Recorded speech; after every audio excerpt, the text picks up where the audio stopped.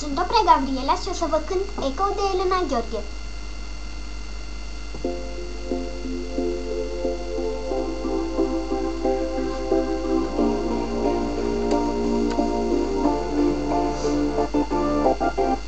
Am așteptat să-mi scrii un bine,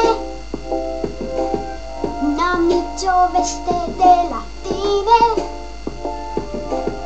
Te port în suflet ca un tatuaj,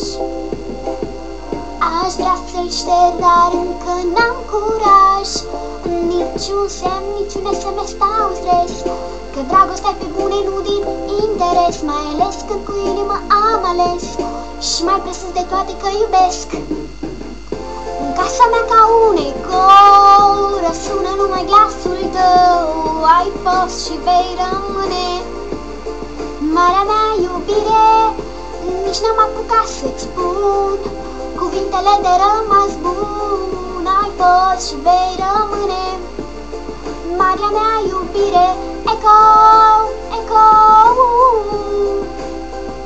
doar un ecou, ecou,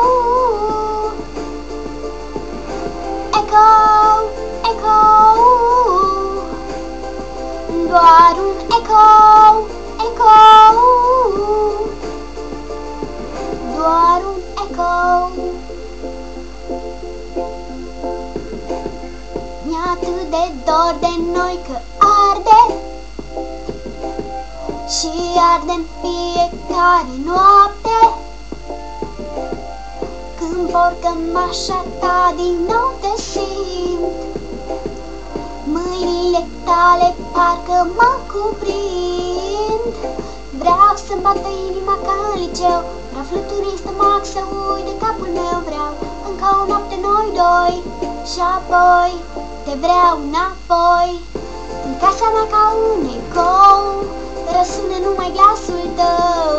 Ai fost și vei rămâne marea mea iubire.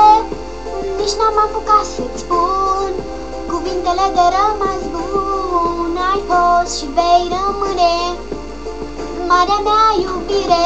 Ecou, ecou, doar